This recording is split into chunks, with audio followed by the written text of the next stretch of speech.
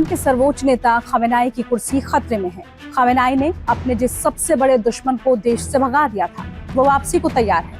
ये शख्स है प्रिंस रजा पहलवी, ईरान के पूर्व शाह पहलवी के पुत्र। रजा कहते हैं कि ईरान में सत्ता बदलने का वक्त आ गया है। इसके लिए किसी सेना की जरूरत नहीं। सेना पहले से मैदान में है और वो है ईरान के लिए, जो जानते हैं कि इस्लामिक क्रांति से पहले देश कैसा था और 40 साल में हम कितना पीछे छूट गए हैं। उसके बाद ईरान में आए खामेनेई शासन को बदलने की बात फिलहाल चल रही है। खामेनेई की जान खतरे में है, लेकिन ईरान की सत्ता में खामेनेई आए कैसे, जिनसे इजराइल और अमेरिका इतनी नफरत करते हैं। बता दें कि आयतुल्लाह खामेनेई के गुरु रुहुल्लाह खुमैनी ने 1960 से 1970 के दशक में ईरान के राजा शाह मोहम्मद रजा पहलवी के पश्चिम समर्थक शासन का विरोध शुरू किया, जो 1979 में इस्लामिक क्रांति के रूप में सामने आया। इस क्रांति ने शाह की सत्ता को उखाड़ फेंका और ईरान को इस्लामिक गणराज्य में बदल दिया। आधुनिकता की हवा जिस ईरान में बहती थी, वहां कट्टर इस्लामिक कानून लागू हो गया। खुमैनी 1979 से 1989 में अपने निधन तक ईरान के सुप्रीम लीडर रहे। 1989 में उनके शिष्य आयतुल्लाह अली खामेनेई ने सुप्रीम लीडर की बागडोर संभाली। खामेनेई ने अपने गुरु की शिक्षाओं और नसीहतों को आत्मसात किया, खासकर उनकी उस सलाह को कि अगर कोई आक्रमण करे तो मुंह तोड़ जवाब देना। वर्तमान में खामेनेई इसी नसीहत पर अमल भी करते हुए इजराइल के खिलाफ सख्त रुख अपनाए हैं। हाल ही में नेशनल पोस्ट के साथ इंटरव्यू में रजा पहलवी ने कहा कि ईरान के वर्तमान शासन को खत्म कर वहां एक धर्मनिरपेक्ष लोकतंत्र को बढ़ावा देने की जरूरत है। वो कहते हैं कि तेहरान के साथ किसी भी तरह की बातचीत समय की बर्बादी है। रजा ने कहा है कि वो खुद को एक सम्राट या प्रिंस के तौर पर नहीं देखते, बल्कि एक परिवर्तनकारी नेता के तौर पर देखते हैं, जो ईरान में वापसी के बाद वहां कानून और व्यवस्था सुनिश्चित करेगा और ईरानियों को अपना भविष्य तय करने की छूट भी देगा।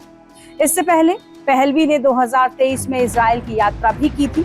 वहां उन्होंने बेंजामिन नेतन्याहू से मुलाकात की थी। उस समय उन्होंने इस मुलाकात के बीच फारसी और यहूदी परंपरा को फिर से जीवित करने की कोशिश बताया था। उन्होंने कहा कि ईरान के जल संकट को दूर करने के लिए इजरायली तकनीक को अपनाना ही होगा।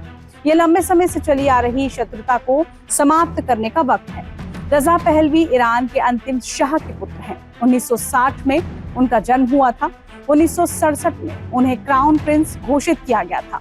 1979 में इस्लामिक क्रांति के दौरान उनको और उनके शाह परिवार को देश से बाहर निकाल दिया गया था।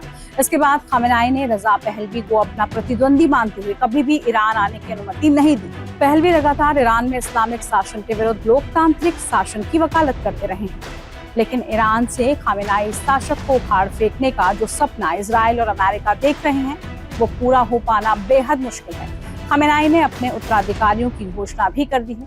ऐसे में ईरान में तख्तापलट की संभावना को खारिज नहीं किया जा सकता, लेकिन फिलहाल तो ऐसा लगता है कि खामेनेई के पीछे ईरान की जनता भी खड़ी हुई है। ऐसे में अमेरिका और इजराइल के मंसूबे फिलहाल तो पूरे होते हुए नहीं दिख रहे हैं। खास बात यह है कि खामेनेई परिवार का भारत से भी करीबी रिश्ता रहा है। 19वीं सदी की शुरुआत में जब ब्रिटिश हुकूमत का साया हिंदुस्तान पर गहराता था, तो किंतूर के एक साधारण से शिया परिवार में सैयद अहमद मुसाफी ने जन्म लिया। मुसाफी के पूर्वज ईरान से ही आए थे, लेकिन किंतूर की मिट्टी ने उन्हें अपनी जड़ों से जोड़े रखा था। सैयद अहमद का रुझान मजहबी इल्म की तरफ था। 1930 के दशक में जब वो बाराबंकी से इराक के नज्फ शहर में हजरत अली के रोजे की जियारत करने निकले थे, तो शायद ही किसी ने सोचा होगा कि ये सफर इतिहास के पन्नों को पलट देगा। नजफ की गलियों में सैयद अहमद ने न केवल इल्म अर्जित किया, बल्कि एक नई मंजिल भी तलाश की।